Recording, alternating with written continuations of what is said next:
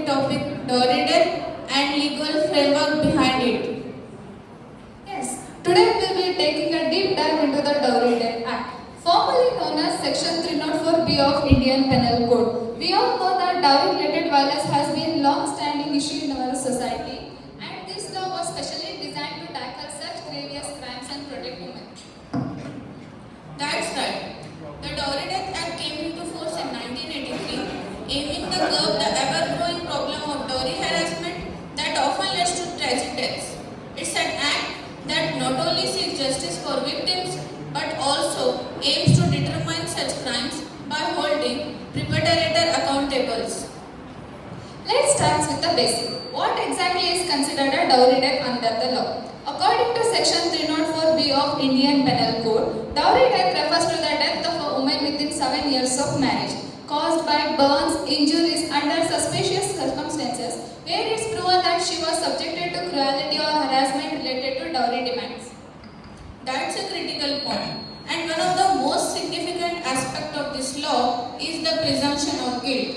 In simple terms, if a woman dies under suspicious circumstances and within 7 years of her marriage, the law presumes that her husband or in-laws are responsible for the death unless they prove otherwise. This shifts the burden of proof to the accused. Exactly. And the penalty of dowry death is also severe life imprisonment or a minimum of 7 years in prison. This reflects the seriousness with which the law treats dowry-related violence. However, it is important to note that while the Dowry Death Act is a powerful tool for justice, there are concerns about its application. Some argue that it could be misused or false accusation might arise. But the core intent of the law is to protect women and to bring an end to the harmful practice of dowry. Absolutely. And along with this law, other provisions like Section 498 of IPC, which deals with the cruelty by husband or his relatives, and the Dowry Prohibition Act of 1961 also work together to fight this menace. According to NCRB, National Crime Record Bureau has reported minimum of 7,000 to 8,000 dowry deaths per India, especially in the Uttar Pradesh. As we continue today's discussion, let us remember the importance of awareness, education, advocacy, eradicating dowry-related violence from our society. These laws are tools, but it's up to all of us to create a safer environment for the women. So without further delay, let's delve into the topic in more detail.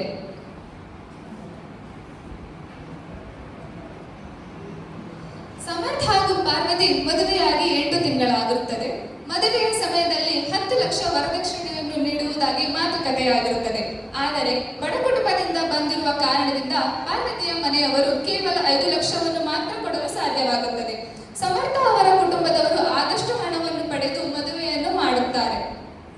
ಮದುವೆ ಶುರುವಿನಲ್ಲಿ ಎಲ್ಲವೂ ಚೆನ್ನಾಗಿ ಇರುತ್ತದೆ. ಒಂದು ಸುಖವಾದ ಸಂಸಾರ, ಒಳ್ಳೆಯ ಅತ್ತೆ ಮಾವ, ಚೆನ್ನಾಗಿ ನೋಡಿಕೊಳ್ಳುತ್ತಿರುವ ಗಂಡ.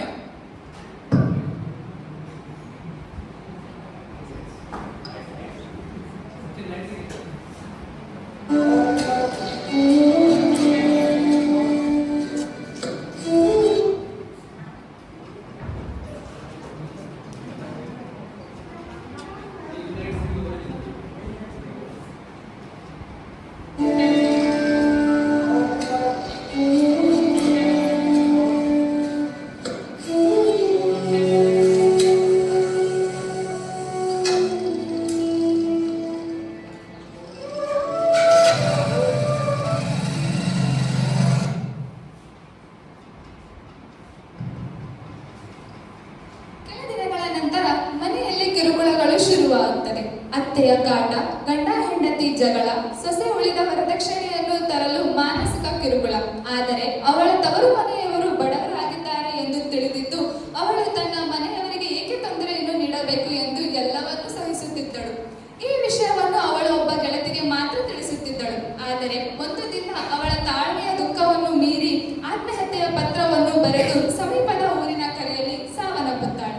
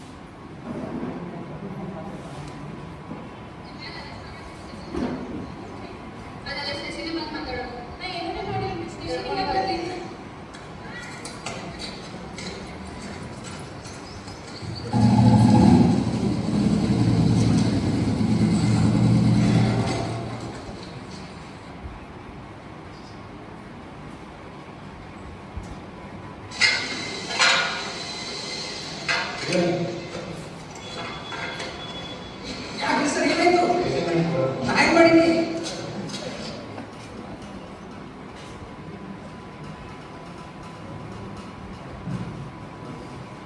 Now, let us begin with the court proceedings.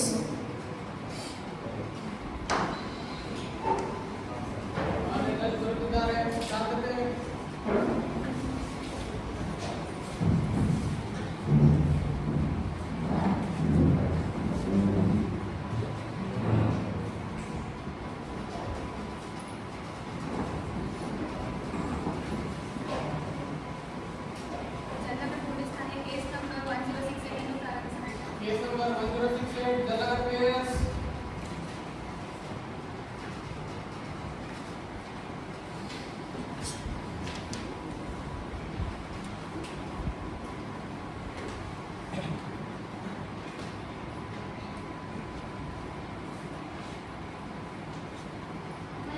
This is the case of dowry death. Parvati ಎಂಬ 22 ವರ್ಷದ ಮಹಿಳೆ 21 ವರ್ಷಕ್ಕೆ ಅವಳ ಮದುವೆಯಾಗುತ್ತೆ ಮಹಿಳೆ. ಮದುವೆಯಾಗಿ ಕೇವಲ 6 ತಿಂಗಳಲ್ಲಿ ಅವಳ ಸಾವು ಸಂಭವಿಸುತ್ತದೆ. ಅದು ಅಸ್ವಾಭಾವಿಕವಾಗಿ. According to the BNS 80, ಯಾವುದೇ ಒಬ್ಬ ಮದುವೆಯಾಗಿರುವಂತಹ ಮಹಿಳೆಯ ಸಾವು ಅಸ್ವಾಭಾವಿಕವಾಗಿ ಸಂಭವಿಸಿದರೆ ಅದನ್ನು ಡೌರಿ ಡೆತ್ ಎಂದು ಕನ್ಸಿಡರ್ ಮಾಡಲಾಗುತ್ತದೆ ಮಹಿಳೆ. ಆದ್ದರಿಂದ ನೀವು ಇದನ್ನು ಒಂದು ಆಕಸ್ಮಿಕವಾಗಿ ನಡೆದಂತಹ ಸಾವು ಎಂದು ಪರಿಗಣಿಸಿ ಡೌರಿ ಡೆತ್ ಎಂದು ಪರಿಗಣಿಸಿ ನನ್ನ ಕಕ್ಷಿದಾರರಿಗೆ ನ್ಯಾಯವನ್ನು ಒದಗಿಸಬೇಕೆಂದು ನಾನು ವಿನಂತಿ ಮಾಡಿಕೊಳ್ಳುತ್ತೇನೆ. ಡಿಫೆನ್ಸ್ ಲಾಯರ್, ಇದರ ಬಗ್ಗೆ ನಿಮ್ಗೆ ಏನಾದರೂ ಹೇಳೋದಿದೆಯಾ? ತುಂಬಾನೇ ಇದೆ ಮನೋಡ್. ಇಲ್ಲಿ ನಮ್ಮ ವಿರೋಧಿ ವಕೀಲರು ನನ್ನ ವಾದ ವಿವಾದಕ್ಕೂ ಹಾಗೂ ನೀವು ಕೊಡೋ ತೀರ್ಪಿಗೂ ವೇಟ್ ಮಾಡಲಾರದೆ ನನ್ನ ಕಕ್ಷಿದಾರರಾದಂತಹ ಸಮರ್ಥರನ್ನು ಅಪರಾಧಿ ಎಂದು ಘೋಷಿಸಿದ್ದಾರೆ. ಇದು ಯಾವ ಮಟ್ಟಿಗೆ ನ್ಯಾಯ ನೀವೇ ನೋಡಿ. ಕೋರ್ಟಿನ ಕೇಸಿನ ವಿಚಾರಕ್ಕೆ ಬಂದರೆ ಇಲ್ಲಿ ಮೊದಲನೇದಾಗಿ ಪಾರ್ವತಿ ಅವರ ಡೆಡ್ ಬಾಡಿ ಸಿಕ್ಕಿರೋದು ಬಾವಿಯಲ್ಲಿ. ಇದೊಂದು ಆಕಸ್ಮಿಕ ಸಾವು ಸಹ ಆಗಿರಬಹುದು. ಹಾಗೂ ಎರಡನೇದಾಗಿ ಇಲ್ಲಿ ವರದಕ್ಷಿಣೆಗೆ ಯಾವುದೇ ರೀತಿಯಾದಂತಹ ಪ್ರತ್ಯಕ್ಷ ಸಾಕ್ಷಿ ಇಲ್ಲ ಮನೋಡ್. ನನ್ನ ಕಕ್ಷಿದಾರರು ವರದಕ್ಷಿಣೆಯನ್ನು ತೆಗೆದುಕೊಂಡಿದ್ದಾರೆ ಅಂತ. ನಿಮ್ಮ ಹತ್ರ ಏನಾದರೂ ಸಾಕ್ಷಿ ಇದೆಯಾ? ಸಾಕ್ಷಿ ಇದೆ ಮೈ ಲಾರ್ಡ್. ಆದ್ದರಿಂದ ನಾನು ನನ್ನ ಮೊದಲ ಸಾಕ್ಷಿಯಾಗಿ ಪಾರ್ವತಿಯವರ ತಾಯಿಯಾದಂತಹ ಲಕ್ಷ್ಮೀ ಅಮ್ಮರವರನ್ನು ಕಡೆಗೆ ಬರಬೇಕೆಂದು ಕೇಳ್ಕೊತೀನಿ.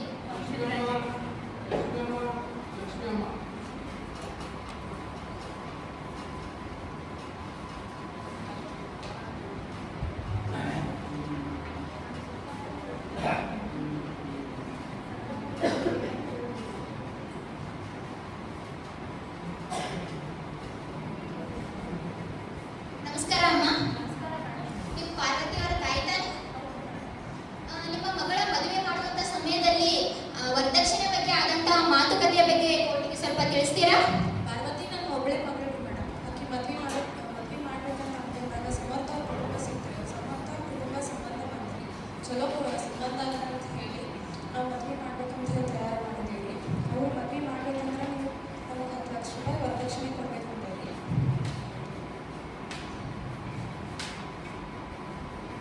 ಅವಿಡಮ್ಮ ಹೇಳಿ. ಇದಕ್ಕೆ ಒಬ್ಬನೇ ಮಗಳು ಅದಾಗ ಆಕೆ ಸಂತೋಷದಿಂದ ನಮ್ಗೆ ಏನೂ ಇಲ್ಲ ಅಂತ ಹೇಳಿ ಇದು ಹೊಲ ಮನೆಯೆಲ್ಲ ಮಾರಿ 5 ಲಕ್ಷ ರೂಪಾಯಿ ಕೊಟ್ಟು ಬಿಡೋದು. ಆದ್ರೆ ಅವ್ರು ಹುಡುಗ 5 ಲಕ್ಷ ರೂಪಾಯಿ ಕೊಡೋ ಸಂಬಂಧ ಮಗಳು ಹಿಂಗೆ ಮಾಡ್ಕೊಂಡು ಸಮಾಧಾನ ಮಾಡಿಕೊಳ್ಳಿ ಅಮ್ಮ. ನೋಡಿ ಮೈ ಲಾರ್ಡ್, ಪಾರ್ವತಿಯವರ ತಾಯಿಯಾದಂತಹ ಲಕ್ಷ್ಮೀ ಅಮ್ಮನವರು ಹೇಳುವ ಪ್ರಕಾರ ಸಮರ್ಥವರ ಕುಟುಂಬದವರು ಪಾರ್ವತಿಯವರ ಕುಟುಂಬದವರಿಗೆ ಮದುವೆ ಮುಂಚೆನೆ 10 ಲಕ್ಷ ರೂಪಾಯಿ ವರದಕ್ಷಿಣೆಯನ್ನ ಕೇಳಿರುವುದಾಗಿಯೂ 5 ಲಕ್ಷ ರೂಪಾಯಿ ಹಣವನ್ನು ಕೊಟ್ಟರೂ ಸಹ ಹಣದ ದುರಾಶೆಯಿಂದ ಇವರು ಅವರಿಗೆ ಮಾನಸಿಕವಾಗಿ ಚಿತ್ರಹಿಂಸೆ ನೀಡಿ ಆತ್ಮಹತ್ಯೆ ಮಾಡಿಕೊಳ್ಳುವಂತೆ ಪ್ರೇರೇಪಿಸಿದ್ದಾರೆ.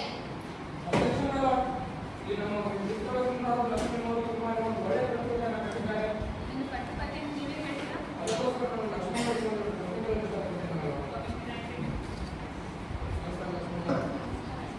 ನೀವು ಹೇಳೋ ಹಾಗೆ ಇನ್ನು ನಮ್ಮ ಕಕ್ಷಿದಾರ ಅಂತ ಸಮರ್ಪಕ ಕುಟುಂಬಕ್ಕೆ 5 ಲಕ್ಷ ವರದಕ್ಷಿಣೆ ನೀಡಿಲ್ಲ. ಇದಕ್ಕೆ ನಿಮ್ಮಲ್ಲಿ ಏನಾದರೂ ಸಾಕ್ಷಿ ಇದೆ? ನೋಡಿ ಲಕ್ಷ್ಮಮ್ಮ, ಕೋರ್ಟ್ ಈ ತೀರ್ಪು ಬಾಯಿ ಮಾತು ತೀರ್ಮಾನದ ಸಾಕ್ಷಿ ಅಂತ ಕನ್ಸಿಡರ್ ಮಾಡಲ್ಲ. ಇಂಥ ಕೇಸಿನಲ್ಲಿ ಪ್ರತ್ಯಕ್ಷ ಸಾಕ್ಷಿ ಇರಬೇಕು. ಕೋರ್ಟ್ ಮಾಡಿದ ಲಕ್ಷ್ಮಮ್ಮ ಅವರಲ್ಲಿ ಅವರ ವಕೀಲರಲ್ಲಿ ಯಾವುದೇ ರೀತಿಯಾದ ಪ್ರತ್ಯಕ್ಷ ಸಾಕ್ಷಿ ಇಲ್ಲ. ಎಲ್ಲರೂ ಕಕ್ಷಿದಾರರಾದ ಸಮರ್ಪಕರು ವರದಕ್ಷಿಣೆ ತೆಗೆದುಕೊಂಡಿದ್ದಾರೆ. Objection my lord. ನಮ್ಮ ಮಿತ್ರ ವಕೀಲರು ನನ್ನ ಕಕ್ಷಿದಾರರಿಗೆ ಕನ್ಫ್ಯೂಸ್ ಮಾಡಕ್ಕೆ ಟ್ರೈ ಮಾಡ್ತಿದ್ದಾರೆ ಮೈ ಲಾರ್ಡ್. ಕಂಪ್ಯೂಟರ್ ಇದರಲ್ಲಿ ಕಂಪ್ಯೂಟರ್ ಮಾಡೋದು ಅವ್ರು ಮಾಡಿದ ಕಾರ್ಯಕ್ರಮ ಸಾಕ್ಷಿ ಮಾಡಬೇಕಿದೆ. ಇದರಲ್ಲಿ ಯಾಕೆ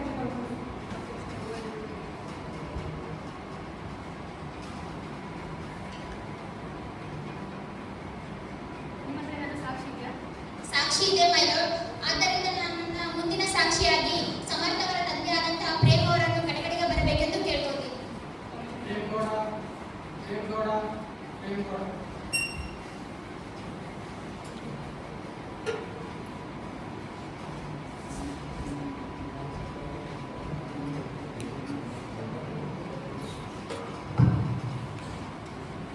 ನಮಸ್ಕಾರ ಪ್ರೇಮ್ ಗೌಡ. ನೀವು ಸಮರ್ಥ ಅವರಿಗೆ ಏನಾಗಬೇಕು? ನಾವು ಕೇಳ್ಪಟ್ವಿ 6 ತಿಂಗಳಿಂದ ನೀವು ನಿಮ್ಮ ಮಗನ ಮದುವೆನ ತುಂಬಾ ಜೋರಾಗಿ ಮಾಡಿದ್ರಿ ಅಂತ. ಆದ್ರೆ ನಾವು ಇನ್ವೆಸ್ಟಿಗೇಷನ್ ಮಾಡುವಂತ ಸಮಯದಲ್ಲಿ ಇನ್ನೊಂದು ವಿಷಯನ ಗಮನಿಸಿದ್ವಿ. ನಿಮ್ಮ ಮನೆಯಲ್ಲಿ ಹೊಸದಾಗಿರುವಂತಹ ಟಿವಿ ಆಗಿರ್ಬೋದು, ಫ್ರಿಡ್ಜ್ ಆಗಿರ್ಬೋದು, ವಾಷಿಂಗ್ ಮಷೀನ್ ಆಗಿರ್ಬೋದು, ಇವುಗಳನ್ನೆಲ್ಲ ಹೊಸದಾಗಿ ಕಂಡಿದ್ವು ನಮಗೆ. ಮತ್ತೆ ಇವುಗಳ ರಸೀದಿ ಮೇಲೆ ಪಾರ್ವತಿ ಅವರ ತಾಯಿಯಾದಂತಹ ಲಕ್ಷ್ಮೀ ಅಮ್ಮನವರ ಹೆಸರಿತ್ತು. ಇದೇಕೆ ಸಾಧ್ಯ?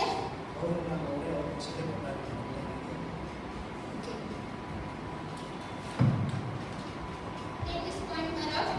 ಈ ರಸೀದಿಯಲ್ಲಿ ಈ ಎಲ್ಲ ಸಾಮಾನುಗಳನ್ನು ಲಕ್ಷ್ಮೀ ಅಮ್ಮನವರ ಇವಾಗ ನೀಡಿದ್ದು ಸಾಬೀತಾಗುತ್ತೆ. ಇದರಿಂದ ಏನ್ ಸಾಬೀತಾಗುತ್ತೆ ಅಂದ್ರೆ ಪಾರ್ವತಿಯವರ ಸಮರ್ಥವರ ಕುಟುಂಬ ಪಾರ್ವತಿಯವರ ಕುಟುಂಬಕ್ಕೆ ಮದುವೆ ಮುಂಚೆನೆ ನಗದು ರೂಪದಲ್ಲಿ ಅಷ್ಟೇ ಅಲ್ಲದೆ ವಸ್ತುಗಳ ರೂಪದಲ್ಲಿ ಸಹ ವರದಕ್ಷಿಣೆಯನ್ನು ಪಡೆದಿರುವುದು ಇಲ್ಲಿ ಸಾಬೀತಾಗುತ್ತೆ my lord. Objection my lord.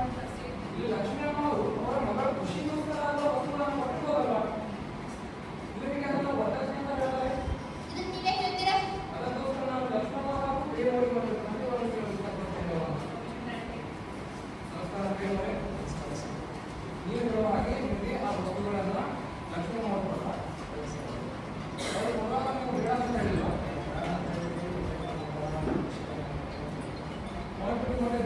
ಈಗ ಲಕ್ಷ್ಮೀ ಅಮ್ಮ ಅವರನ್ನು ಕಟ್ಟಿಗೆ ಕರೆಸಿದ್ದೀವಿ. ಲಕ್ಷ್ಮೀ ಅಮ್ಮ ಅವರೇ, ನಮ್ಮ ಕಕ್ಷಿದಾರರಾದಂತಹ ಪ್ರೇಮ್ ಅವರು ಹೇಳುವ ಹಾಗೆ ಆ ವಸ್ತುವನ್ನು ನೀವರಿಗೆ ಯಾಕೆ ಕೊಡಿ?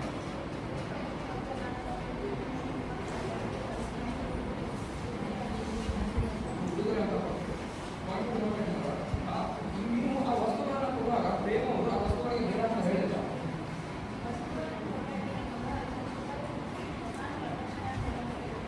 ಲಕ್ಷ್ಮೀ ಅಮ್ಮ, ನೀವು ವರದಕ್ಷಿಣೆ ಮಾತಾಡಬೇಡಿ. ಇಲ್ಲಿನ ಪ್ರೂವ್ ಆಗಿಲ್ಲ ನನ್ನ ಕಕ್ಷಿದಾರರು ವರದಕ್ಷಿಣೆ ತೆಗೆದುಕೊಂಡಿದ್ದಾರೆ ಅಂತ.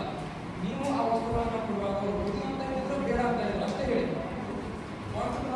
ಇಲ್ಲಿ ಲಕ್ಷ್ಮೀ ಅಮ್ಮ ಹೇಳುವ ಹಾಗೆ ನನ್ನ ಕಕ್ಷಿದಾರರು ಆ ವಸ್ತುಗಳಿಗೆ ಬೇಡ ಅಂತ ಹೇಳಿದ್ದಾರೆ. ಇವರು ಹೇಗೆ ಅದನ್ನು ವರದಕ್ಷಿಣೆ ಕನ್ಸಿಡರ್ ಮಾಡ್ತಾರೆ?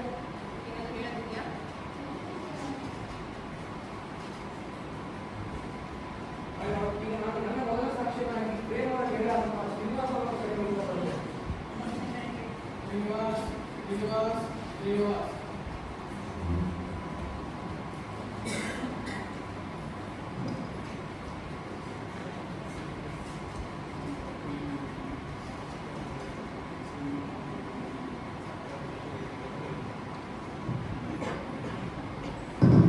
ನಮಸ್ಕಾರ ಶ್ರೀನಿವಾಸ್ ಅವರೇ. ನಿಮಗೂ ಹಾಗೂ ನಮ್ಮ ಕಕ್ಷಿದಾರರ ಮತ್ತು ಪ್ರೇಮ್ ಅವರಿಗೂ ಇರುವಂತಹ ಸಂಬಂಧ ಹೌದು ಸರ್. ನಾವು ಮತ್ತು ಪ್ರೇಮ್ ಅವರು ಹಳೆಯ ದೋಸ್ತರಿ. ಮತ್ತು ಅವರು ಮತ್ತು ಅವ್ರ ಫ್ಯಾಮಿಲಿ ಒಳ್ಳೆ ಸಮಾಜನಾಗ ಒಳ್ಳೆ ಹೆಸರು. ಮತ್ತು ಈ ಒಂದು ಕೇಸ್ ಅವ್ರ ಮೇಲೆ ಐತಂದ್ರೆ ಇದು ನಂಬುವಂಥ ಮಾತಾಡ್ತೀವಿ sir. Point to be noted my lord. ಇಲ್ಲಿ ನನ್ನ ಸಾಕ್ಷಿಯಾದ ಶ್ರೀನಿವಾಸ್ ಅವರು ಹೇಳುವ ಹಾಗೆ ನಮ್ಮ ಕಕ್ಷಿದಾರರ ಕುಟುಂಬ ಸಮಾಜದಲ್ಲಿ ಗೌರವವನ್ನು ಹೊಂದಿದೆ. ತುಂಬಾ ಒಂದು ಮರ್ಯಾದಸ್ಥ ಕುಟುಂಬ. ಈ ಒಂದು ಕೇಸ್ ಅವರ ಮರ್ಯಾದೆ ಮೇಲೆ ಒಂದು ಮಸಿ ಬರುವ ಯತ್ನ ಅಷ್ಟೇ ಮೈ ಲಾರ್ಡ್. ಇಲ್ಲಿ ಅವರು ವರದಕ್ಷಿಣೆಯನ್ನು ತೆಗೆದುಕೊಂಡಿದ್ದಾರೆ ಅಂತ ಯಾರು ಸಹ ನಂಬೋದಿಲ್ಲ. ನಮ್ಮ ಡಿಫೆನ್ಸ್ ಲಾಯರ್ ಎಂತ ಸಾಕ್ಷಿಯನ್ನ ತೆಗೆದುಕೊಂಡು ಬಂದಿದ್ದಾರೆ ಅಂದ್ರೆ ಅವರ ಸ್ವಂತ ಮಗ ಏನ್ ಮಾಡ್ತಿದ್ದಾನೆ ಅಂತ ಅವ್ರಿಗೆ ಗೊತ್ತಿಲ್ಲ ಮೈ ಲಾರ್ಡ್. ಆದ್ದರಿಂದ ಇಂಥ ಸಾಕ್ಷಿಯನ್ನ ತಾವು ಕೋರ್ಟ್ನಲ್ಲಿ ಪರಿಗಣಿಸಬಾರದೆಂದು ನಾನು ಕೇಳ್ಕೊತೀನಿ. ಈ ಕೇಸಿಗೂ ಹಾಗೂ ಇವರ ಮದುವೆಗೆ ಏನು ಸಂಬಂಧ? ಸಂಬಂಧ ಇದೆ ಮೈ ಲಾರ್ಡ್. ಆದ್ದರಿಂದ ನಾನು ನನ್ನ ಮುಂದಿನ ಸಾಕ್ಷಿಯಾಗಿ ಸಚಿನ್ ಅವರನ್ನ ಕಡೆಗಡೆಗೆ ಬರಬೇಕೆಂದು ಕೇಳ್ಕೊತೀನಿ.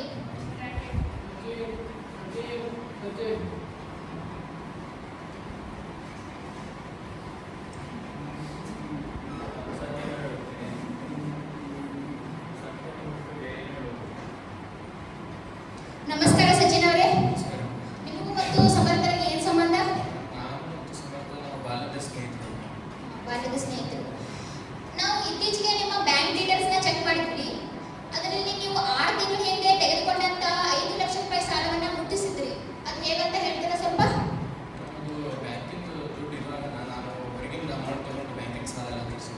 ಸಾಲ ಅಂದ್ರೆ ಯಾರ ಕಡೆಯಿಂದ ತಗೊಂಡಿದ್ದೀರಾ?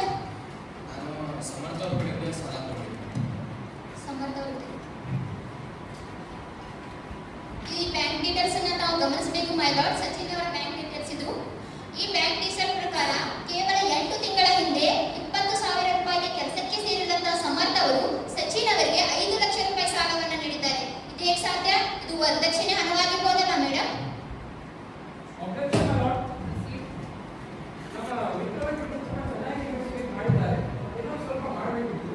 ನಮ್ಮ ಕಕ್ಷಿದಾರ ಸಮರ್ಥರು ಕೆಲಸಕ್ಕೆ ಸೇರಿ 8 ತಿಂಗಳು ಮಾತ್ರ ಆಗಿರಬಹುದು. ಹಾಗಾಗಿ ಕಳೆದ 2 ವರ್ಷಗಳಿಂದ ಅವರು ತಮ್ಮನ್ನು ತಾವು ಕೃಷಿಗೆ ಅಳವಡಿಸಿಕೊಂಡಿದ್ದಾರೆ. ಅವರ ಕಳೆದ 2 ವರ್ಷದ ಬೆಳೆಯುವ ಅಷ್ಟು ಉತ್ತಮವಾಗಿತ್ತು.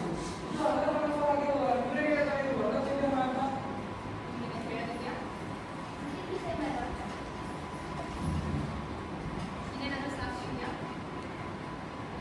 ಮೈ ಲಾರ್ಡ್, ನಾನು ಸಾಕ್ಷಿ ಆಧಾರಗಳನ್ನು ಹುಡುಕುವುದಕ್ಕಾಗಿ 2 ದಿನಗಳ ಕಾಲ ಕಾಲಾವಕಾಶ ನೀಡಬೇಕಂತ ಕೇಳ್ಕೊತೀನಿ.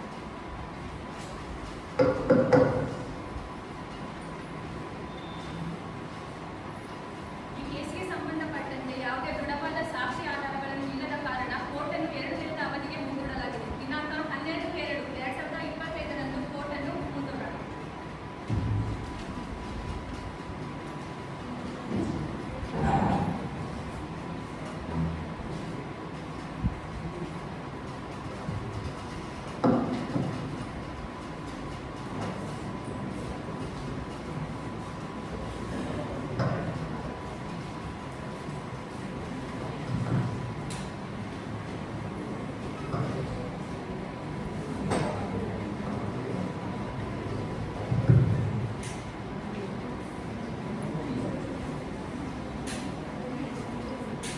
Now we'll move on to day 2 retake.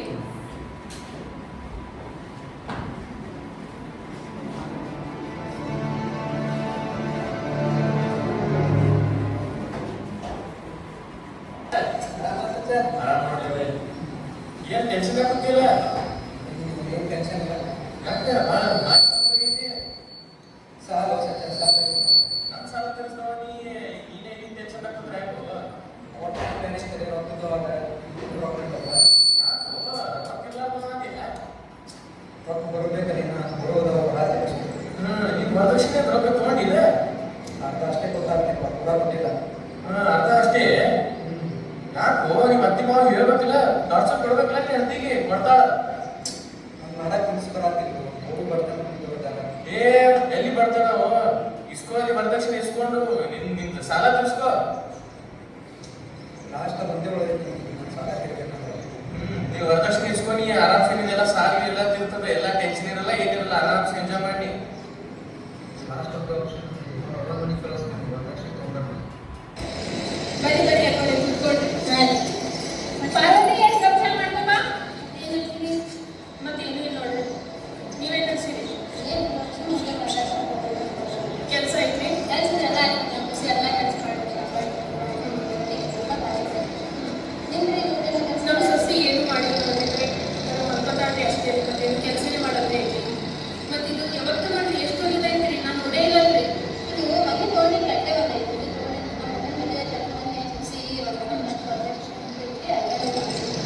ಹತ್ತು ಲಕ್ಷ ತಂದಾಡ್ರಿ ನಿಮ್ಮ ಸೊಸಿ. ಏನು ನಮ್ಮ ಸೊಸಿ ನೋಡ್ರಿ, ಏನು ಕೆಲಸನೂ ಮಾಡೋದಿಲ್ಲ, ಏನು ವರದಕ್ಷಿಣೆ ತಂದಿಲ್ಲ, ಬರೀ ಖಾಲಿ ಕೈಲೇ ಬೀಸ್ಕೊಂಡು ಬಂದಾಳ.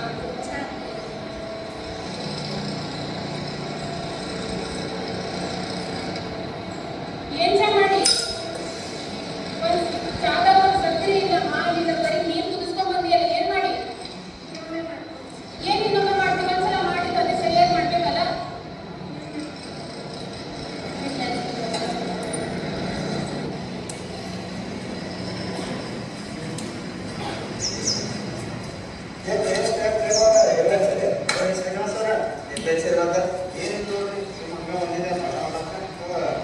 ಮಗನ ಮದುವೆ ಜೋರು ಮಾಡಿರಿ, ಮನೆಯೆಲ್ಲ ಸಾಮಾನು ಬಂದಾವ.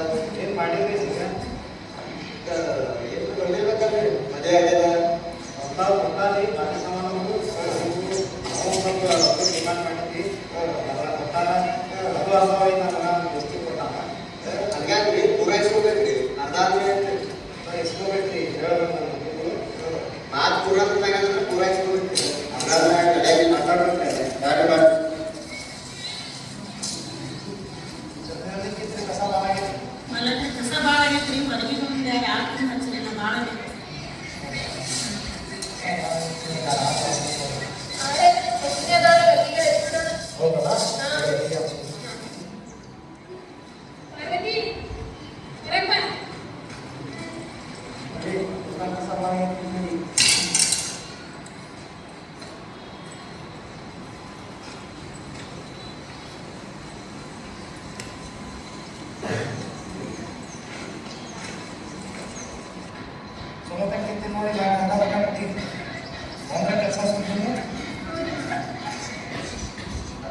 ಏ ಪಾರ್ವತಿ ಬಾಯ್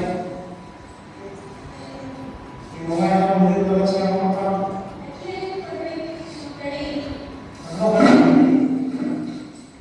ಏ ಅಗಸಿ ಕಸ್ಕೊಂಡೆ ಹಸಿ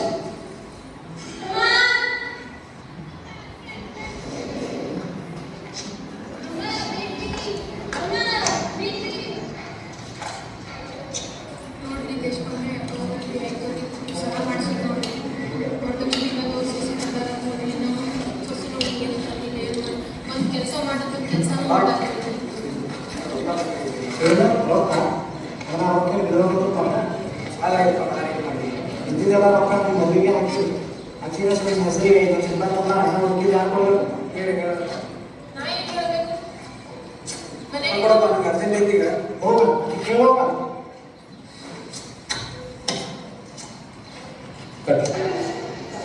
ಪಾರ್ವತಿ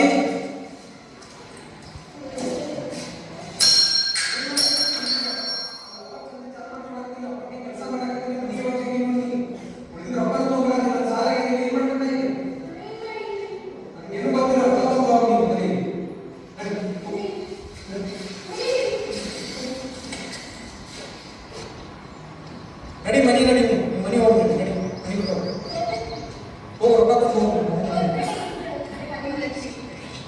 ಏನಿಲ್ಲ ಸೀದಾ ಹೋಗು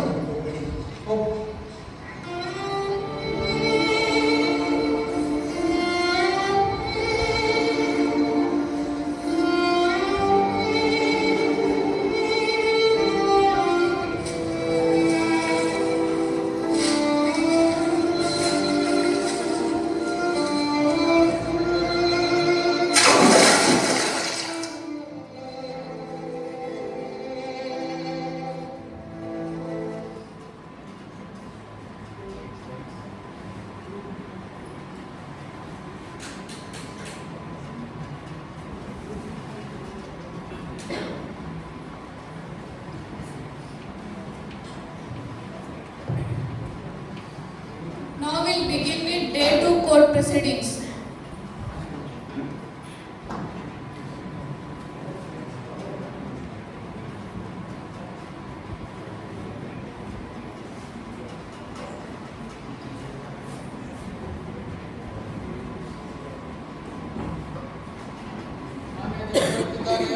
ಶಾಂತತೆ.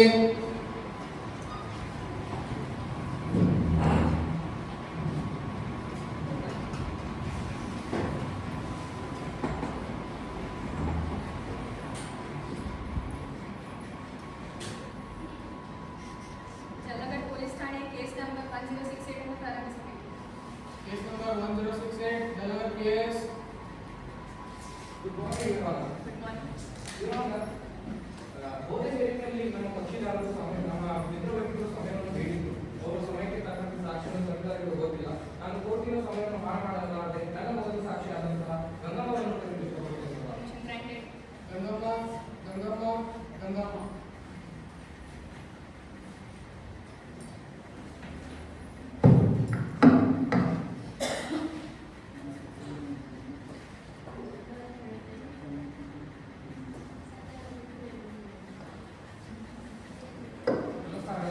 ನಮಸ್ಕಾರ ಸರ್.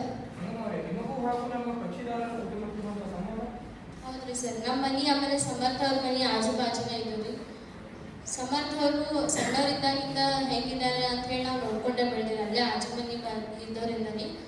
ಆಮೇಲೆ ಅವ್ರು ತುಂಬ ಒಳ್ಳೆಯ ಹುಡುಗನೇ ಹೌದು ಸರ್ ಸಮರ್ಥ ಅವರು. ಆಮೇಲೆ ಅವ್ರ ಮೇಲೆ ವರದಕ್ಷಿಣೆ ಕೇಸ್ ಬಿದ್ದದ ಅಂದ್ರೆ ಇದು ಯಾರು ನಂಬೋದೇ ಇಲ್ಲ ಸರ್. ಇವರ ಮನೆ ಪಕ್ಕದಲ್ಲಿ ಇರುವುದರಿಂದ ಅವರ ಮನೆಗೆ ಬಂದ ಹೊಸ ಹೊಸದರಿಗೆ ನೋಡಿರ್ಬೋದು. ಹೌದು ಸರ್, ಗಮನಿಸಿ. ಅಂದ್ರೆ ಏನು ಹೇಳ್ಬೇಕ್ರಿ, ಯಾವ ಥರ ಮನೆಯಲ್ಲಿ ಯಾವ ರೀತಿ ಕೆಲಸ ಮಾಡ್ತಿದ್ರು, ಅವ್ರ ಅತ್ತಿನ ಜೊತೆ ಹೇಗಿದ್ರು ಅಂತ. ಅವಳು ಸೊಸಿ ನಾನು ನೋಡಿದ ಪ್ರಕಾರ ಅಷ್ಟೇನು ಕೆಲಸ ಮಾಡ್ತಿರ್ಲಿಲ್ಲ ಸರ್. ಅಷ್ಟು ಹೇಳ್ಕೊಳ್ಳೋ ಥರ ಅಂತೂ ಕೆಲಸ ಮಾಡದೇ ಇರಲಿಲ್ಲ. ಅವಳು ಭಾಳ ಸಮಾಧಾನ ಇದ್ಲು. ಆದ್ರೆ ಅತ್ತೆ ಮಾವನ ಕಂಡ್ರೆ ಅವಳಿಗೆ ಆಗ ಬರ್ತಿರ್ಲಿಲ್ಲ ಅಂತ ನಂಗೆ ಅನ್ಸುತ್ತೆ. ಆಮೇಲೆ ನಾನು ನೋಡಿದ ಪ್ರಕಾರ ಅವಳು ಏನೋ ಒಂದು ಮಾನಸಿಕ ತೊಂದರೆಯಿಂದ ಬೆಳೆತಿದ್ಲು ಅಂತ ನಂಗೆ ಅನ್ಸುತ್ತೆ. ಈ ನನ್ನ ಸಾಕ್ಷಾತ್ ಗಂಗಮ್ಮವರ ಬೇಡಿಕೆಯಲ್ಲಿ ನಮಗೆ ಗೊತ್ತಾಗುತ್ತದೆ, ಪಾರ್ವತಿಯವರು ಮದುವೆಯ ಮುನ್ನ ಯಾವುದೋ ಒಂದು ಮಾನಸಿಕ ತೊಂದರೆಗೆ ಬಳಲುತ್ತಿದ್ದರು. ಆ ಮಾನಸಿಕ ತೊಂದರೆ ಒತ್ತಡವನ್ನು ತಾಳಲಾರದೆ ಅವರು ಆತ್ಮಹತ್ಯೆಗೆ ಶರಣಾಗಿದ್ದಾರೆ. ಈ ವರದಕ್ಷಿಣೆ ಅವರು ಬರೋದಿಲ್ಲ. Objection my lord. ನಮ್ಮ ಡಿಫೆನ್ಸ್ ಲಾಯರ್ ಅವರು ಯಾವ ಆಧಾರದ ಮೇಲೆ ಪಾರ್ವತಿಯ ಮಾನಸಿಕ ಸ್ಥಿತಿ ಸರಿ ಇಲ್ಲ ಅಂತ ಹೇಳ್ತಿದ್ದಾರೆ? ಮಿತ್ರ ವಕೀಲರೇ, ಯಾವ ವ್ಯಕ್ತಿಯು ಅಕ್ಕಪಕ್ಕದ ಜೊತೆ ಸರಿಯಾಗಿರಲು ಹಾಗೂ ಹೇಳಿದ ಕೆಲಸವನ್ನು ಸರಿಯಾಗಿ ಮಾಡಲು ಅವರು ಮಾನಸಿಕ ತೊಂದರೆಯಿಂದ ಬಳಲುತ್ತಿದ್ದಾರೆ ಅಂತ ಅರ್ಥ. ಇಲ್ಲಿ ಗಂಗಮ್ಮ ಅವರ ಹೇಳಿಕೆಯಲ್ಲಿ ಗೊತ್ತಾಗುತ್ತದೆ ಪಾರ್ವತಿ ಯಾವ ಮಟ್ಟ ಕೆಲಸ ಮಾಡ್ತಿದ್ರು ಅಂತ.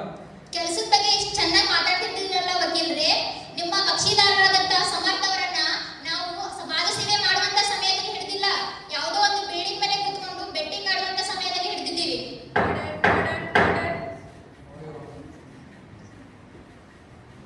ಮೈ ಲಾರ್ಡ್, ಗಂಗಮ್ಮ ಅವರ ಹೇಳಿಕೆ ಪ್ರಕಾರ ಅವರು ಹೇಳಿದ ಯಾವುದೇ ವಿಷಯದಲ್ಲಿಯೂ ಅವರು ವರದಕ್ಷಿಣೆಯನ್ನ ತೆಗೆದುಕೊಂಡಿಲ್ಲ ಅಂತ ಹೇಳಿಲ್ಲ.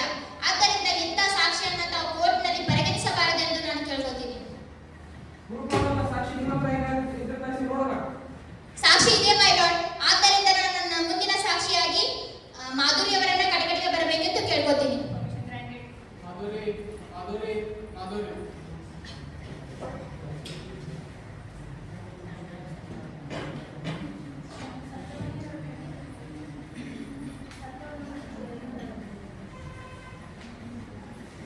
ನಮಸ್ಕಾರ ಮಾಧುರಿ ಅವರೇ. ನಿಮಗೂ ಮತ್ತು ಪಾರ್ವತಿ ಅವರಿಗೆ ಇರುವ ಸಂಬಂಧ?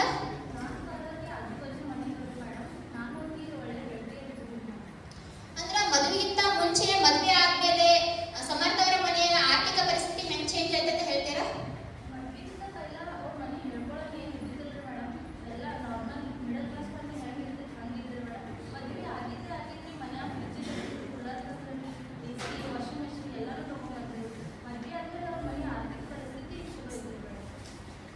Note this point my lord. ಯಾವ ರೀತಿ ಮದುವೆಗಿಂತ ಮುಂಚೆ ಮದುವೆ ಆದ್ಮೇಲೆ ಸಮರ್ಥ ಅವರ ಆರ್ಥಿಕ ಪರಿಸ್ಥಿತಿ ಯಾವ ರೀತಿ ಚೇಂಜ್ ಆಯಿತು, ಇದರ ಬಗ್ಗೆ ಇನ್ನಷ್ಟು ಮಾಹಿತಿಯನ್ನು ನೀಡಲು ನಾನು ನನ್ನ ಮುಂದಿನ ಸಾಕ್ಷಿಯಾದಂತಹ ಸೌಮ್ಯ ಅವರನ್ನು ಬರಬೇಕೆಂದು ಕೇಳ್ಕೊತೀನಿ. ಸೌಮ್ಯ ಸೌಮ್ಯ ಸೌಮ್ಯ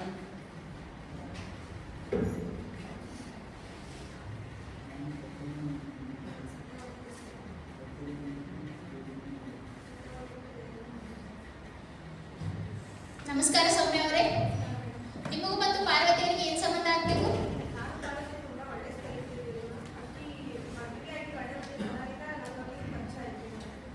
ಅಂದ್ರ ಫ್ರೆಂಡ್ಸ್ ಅಂದ್ರ ಎಲ್ಲಾ ಸುಖ ದುಃಖ ಮನೆ ಪರಿಸ್ಥಿತಿ ಆಗಿರ್ಬೋದು ಎಲ್ಲ ನಿಮ್ ಮುಂದೆ ಹೇಳ್ಬೋದಿರ್ಬೋದಲ್ಲ.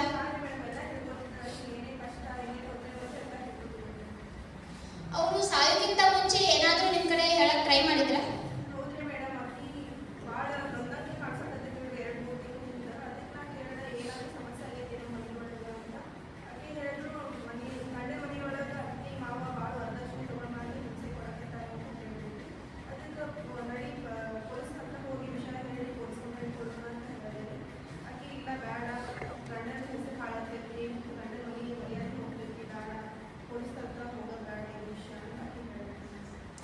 Note this point my lord.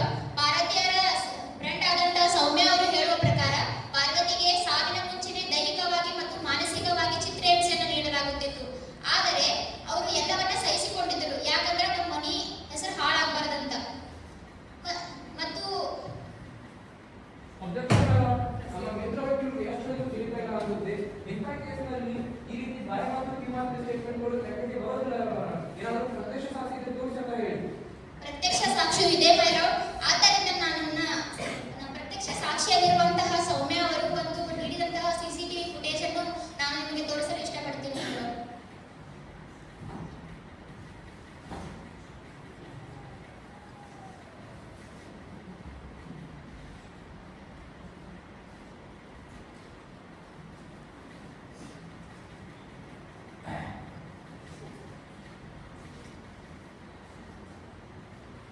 My lord, ಈ CCTV ಫುಟೇಜ್ನಲ್ಲಿ ನೋಡಿದ ಪ್ರಕಾರ ಯಾವ ರೀತಿ ಸಮರ್ಥ ಅವರ ಮನೆಯವರು ಪಾರ್ವತಿಯವರ ಮನೆಯವರಿಗೆ ಮಾನಸಿಕವಾಗಿ ಮತ್ತು ದೈಹಿಕವಾಗಿ ಚಿತ್ರಹಿಂಸೆಯನ್ನು ನೀಡುತ್ತಿದ್ದರು. ಇದಷ್ಟೇ ಅಲ್ಲದೆ ತಾವು ಗಮನಿಸಬಹುದು ಮೈ ಲಾರ್ಡ್, ಯಾವ ರೀತಿ ಕಬ್ಬಿಣದ ಕೋಲಿನಿಂದ ಬರೆ ಎಳೆಯಲಾಗುತ್ತದೆ. ಇದ್ರ ಬಗ್ಗೆ ಇನ್ನಷ್ಟು ಮಾಹಿತಿಯನ್ನು ನೀಡಲು ನಾನು ಫಾರೆನ್ಸಿಕ್ ಡಾಕ್ಟರ್ ಆದಂತಹ ಡಾಕ್ಟರ್ ವಿದ್ಯಾ ಅವರನ್ನು ಕಟಕಡೆಗೆ ಬರಬೇಕೆಂದು ಕೇಳ್ಕೊತೀನಿ. ಡಾಕ್ಟರ್ ವಿದ್ಯಾ ವಿದ್ಯಾ ವಿದ್ಯಾ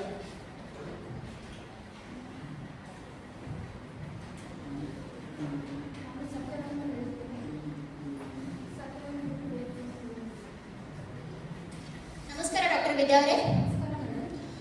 ನೀವು ಪಾರ್ವತಿಯವರ ಪೋಸ್ಟ್ ಮಾರ್ಟಮ್ ಮಾಡುವಂತ ಸಮಯದಲ್ಲಿ ಗಮನಿಸಿದಂತಹ ವಿಷಯಗಳನ್ನ ಕೋರ್ಟಿಗೆ ಸ್ವಲ್ಪ ತಿಳಿಸ್ತೀರಾ?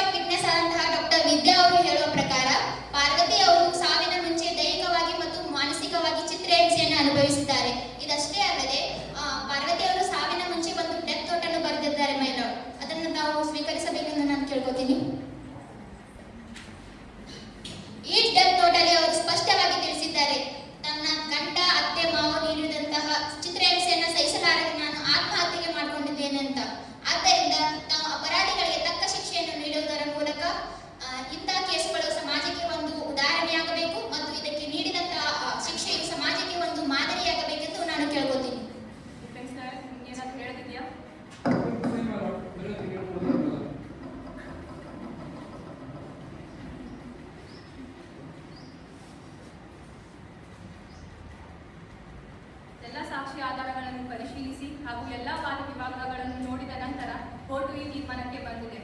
ಅಪರಾಧಿಯಾದ ಸಮರ್ಥ್ ಕುಟುಂಬವು 5 ಲಕ್ಷ ರೂಪಾಯಿ ಹಾಗೂ 50,000 ದಂಡವನ್ನು ಮೃತಪಟ್ಟ ಮಹಿಳೆಯ ಕುಟುಂಬಕ್ಕೆ ನೀಡಬೇಕು. ಹಾಗೆ ಅಪರಾಧಿ ಸ್ಥಾನದಲ್ಲಿರುವ ಸಮರ್ಥ್ ಹಾಗೂ ಕುಟುಂಬದವರು ಸೆಕ್ಷನ್ 304B ಹಾಗೂ 498A ಕ್ರೂರ ಹತ್ಯೆ ಆಧಾರದ ಮೇಲೆ ಜೀವಾವಧಿ ಶಿಕ್ಷೆಯನ್ನು ನೀಡಲಾಗಿದೆ. ಈ ಸೆಕ್ಷನ್ ಅನ್ನು ಈಗ BNS 2005